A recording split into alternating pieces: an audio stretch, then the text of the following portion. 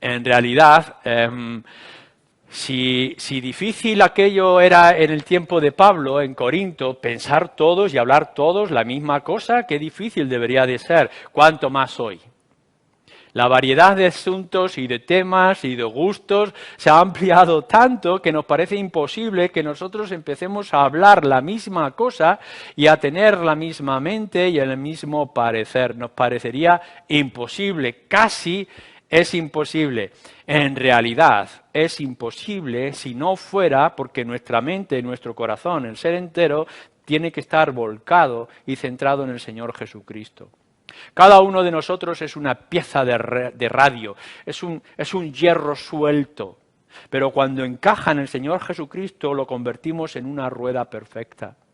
Lo que nosotros tenemos que pensar y que tenemos que buscar es que yo miro hasta esta dirección y nuestro hermano busca esta dirección o aquella otra o tantas otras direcciones como radios pueda tener la rueda de una bicicleta. Pero el centro, el núcleo, la fortaleza, lo que debemos de buscar es el Señor Jesucristo.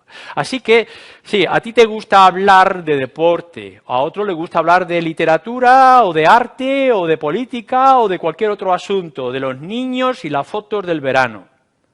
Pero lo que nos está diciendo aquí Pablo y le está diciendo a la iglesia de Corinto, os ruego hermanos por la causa de Cristo, porque he escuchado que hay divisiones entre vosotros, que habléis lo mismo. Claro, esto no se refiere ni mucho menos a que sea una conversación monótona y aburrida. Es decir, siempre preocupando por el mismo asunto. No somos como las personas que bajan por casualidad en el ascensor y cada mañana a la hora de bajar a nuestro trabajo siempre sale el mismo tema. ¿Va a llover? ¿Qué tal está el tiempo? ¿Cuáles son las noticias? ¿Qué es lo que ha dicho el presidente, el expresidente o el banco, etcétera? ¿Son siempre los mismos temas y que no podemos salir de este? No, no está diciendo que hablemos siempre el mismo tema y que sea siempre el mismo asunto. La variedad de asuntos que nosotros tenemos con respecto al trabajo que nos preocupa, o la salud, o la familia, tienen que marcar todas la misma dirección. Cuando nosotros vayamos a tratar como iglesia asuntos importantes, ¿qué es lo que nos preocupa para la iglesia, como iglesia, para la causa de nuestro Señor Jesucristo? ¿No tendríamos que hablar todos acerca de evangelismo? Claro, si resulta que un sector como este lo que está pensando es en el evangelismo, pero este otro grupo de personas está pensando acerca de la obra social, por ejemplo, o aquel otro de cómo mejorar y limpiar las sillas, ¿cuáles son nuestras preocupaciones más importantes? La Iglesia no va a avanzar. Si nos dividimos en asuntos que debemos de tratar, si hacemos todo nuestro énfasis, yo sé que algunos de vosotros tenéis una pasión especial por la historia, por los libros, y otros por el evangelismo, y otros por la familia, pero si cada uno está luchando sus propias batallas y hablando de estos mismos asuntos, ¿no creéis que estamos dañando y que no vamos a crecer el mismo ritmo? Hablar todos la misma cosa, es decir, que os preocupe a todos el mismo asunto. Y que cuando encaucemos la línea de la iglesia a Corintio, o la misma línea de iglesia a Ciudad Real, en ese objetivo ya tengamos marcados los pasos, pasemos a otro asunto y después esto a otro. Pero es importante para evitar otros problemas serios en nuestra vida de iglesia, que empecemos todos, los creyentes, miembros de la iglesia en particular, a hablar las mismas cosas. Y teniendo, dice aquí, unidad en mente y en el parecer, en hacer, tanto en lo que pensamos como en lo que opinamos. Unidad, nos dice aquí. Lo que casi está diciendo es que intentemos tratar y reparar de la misma forma los defectos, las roturas, los daños que pueda haber en nuestra estructura como iglesia. Cuando está hablando aquí de unidad, de buscar unidad, de buscar el arreglo, está hablando de remendar. Remendar todos la misma cosa. Repararlos. Es decir, que empecemos a buscar como iglesia para evitar otros problemas como los que tenía la iglesia de Corinto en aquellos lugares donde ya hay una rotura. Vosotros sabéis bien, hoy en día no se nos da este problema, claro, porque ya no tenemos la ropa como antes. Y ayer se tiró un montón de ropa, ya no se remiendan las ropas. Ya no hay costureros para tratarlo. Si algo se estropea, se tira y se compra otro porque seguramente lo encontraremos en la tienda de los chinos muy barato. Pero antes las cosas había que repararlas, así que uno buscaba dónde el pantalón estaba más desgastado para ponerle las piezas o para hacer las costuras. Nosotros lo que tenemos que buscar como iglesia es dónde hay que hacer la reparación. ¿Qué cosas hay que arreglar? ¿Cuáles son los asuntos que tenemos que empezar? Tener unidad, tener el mismo objetivo de reparación en nuestro contexto. La unidad de la que está hablando aquí no significa unificación.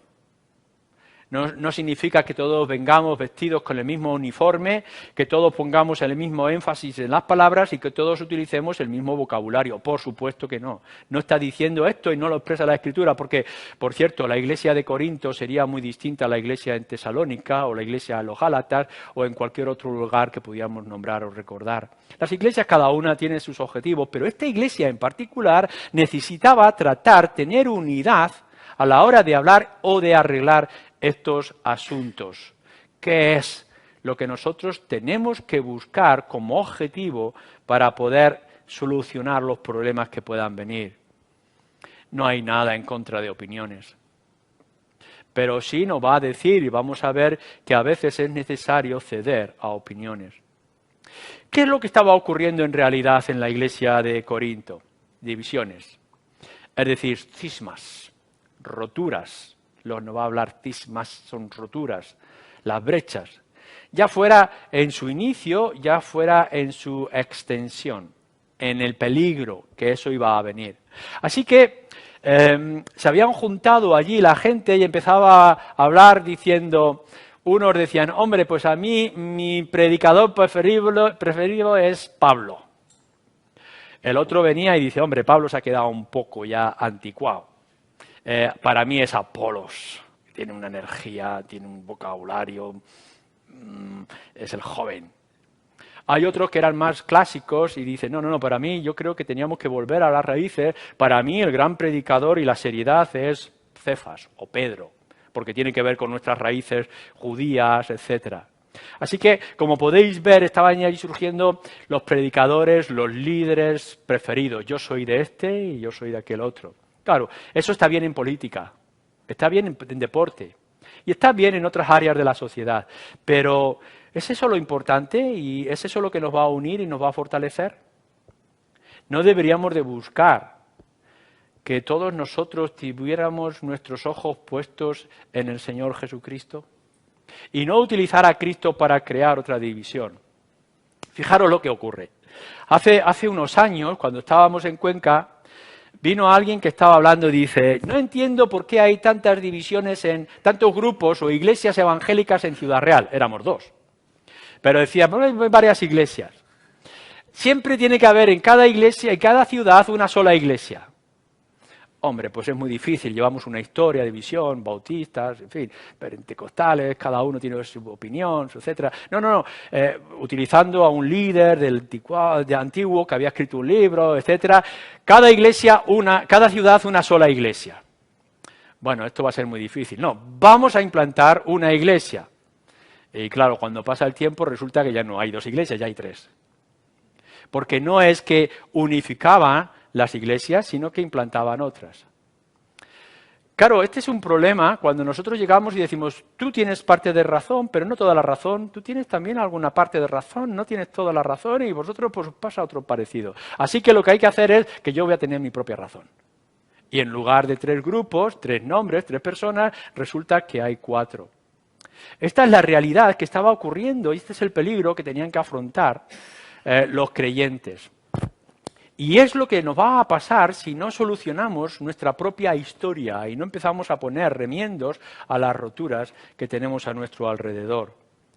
Ya fuera en el inicio, ya fuera porque es algo avanzado y extendido como una gangrena, lo que tendremos que empezar a pensar es que tenemos que girarnos siempre todos y enfocar nuestra vista, nuestras pasiones, nuestro corazón y nuestra doctrina en el Señor Jesucristo. Y no tanto para formar mi grupo, porque todos queremos ser fieles al Señor Jesucristo, claro, todos los que son seguidores de Pablo, los paulinos, y todos los que son fieles a Apolos, los apolistas, todos nosotros queremos ser fieles al Señor Jesucristo. Pero lo que nos está diciendo aquí es, no, tenéis que empezar todos a pensar de la misma forma y hablar las mismas cosas por la causa de nuestro Señor Jesucristo. Por tanto, tenemos que trabajar en la Iglesia y en el contexto de Iglesia local por las divisiones y las tensiones que puedan surgir. No eran herejías, todavía no estaban las herejías. Es cierto que nos va a decir más adelante que a veces es necesario las divisiones. Algunos de vosotros que habéis dividido y es necesario que se produzcan estas divisiones. Fijaros, por ejemplo, en el capítulo 11 de nuestra carta, versículo 18. Pues en primer lugar, cuando os reunís como iglesia, oigo que hay entre vosotros divisiones, y en parte lo creo, porque es preciso que entre vosotros haya disensiones para que se hagan las manifiestas entre vosotros los que son aprobados, los que no son aprobados. Así que cuando nosotros estamos hablando de divisiones no es que hagamos todo lo que sea necesario para que no haya tensiones, no, a veces es necesario que haya tensiones, pero que no haya tensiones por nombres en la causa del Señor Jesucristo. Es decir, que todo lo que nosotros escuchemos en Internet, todos los libros que nosotros leamos, toda la profundidad que tengamos en las Escrituras sea para la unidad y para la fortaleza, todo enfocado en el Señor Jesucristo. Claro que si hay una herejía y que si hay un pecado tenemos que tratarlo y que si no hay arrepentimiento, por tanto, lo tenemos que entregar, como dice también capítulo 5, a Satanás si es necesario, desgraciadamente. Pero mientras tanto, tenemos que intentar solucionar nuestros conflictos o nuestros peligros en el futuro. Contiendas, nos habla aquí. Y empezamos a discutir. Claro, no es lo mismo que podamos decir, hombre, a mí me gusta el énfasis o las características de fulano o de mengano, y que el otro pueda decir, no, pues a mí me gusta más este otro. A algunos nos gustan los puritanos y a otros nos gustan los escritores actuales. Bien, cada uno que pueda tener. El problema es cuando estamos creando contienda. Claro que a algunos les gusta ser del Atlético y al otro le gusta ser del Athletic y al otro le gusta de no ser de ninguno. Cada uno tenga sus gustos. El problema es que cuando empezamos a tener discusiones de bares y a entrar en discusión e intensión y empezamos a minar la unidad entre nosotros. Opiniones y gustos concretos, sí, pero no aceptéis y no permitáis si esto nos va a crear divisiones y mirar de manera diferente el objetivo que es la gloria, el reino, la causa de nuestro Señor Jesucristo. Un escritor ya del pasado, lo citan de muchos labios porque se ha repetido muchas veces, pero eso empezó en tiempo de la Reforma, Meldenius, él decía algo muy importante, en lo fundamental, unidad, en lo no esencial, tolerancia, y en todas las cosas, amor. Esto es lo que tenemos que buscar en nuestros objetivos como iglesia local, seamos la iglesia de Corinto o sea la iglesia de Ciudad Real. Busquemos lo fundamental, y en este caso lo fundamental es Cristo y su obra. Y todo aquello que pueda hacer sombra a la obra del Señor Jesucristo lo tenemos que eliminar de una manera precisa y crucial.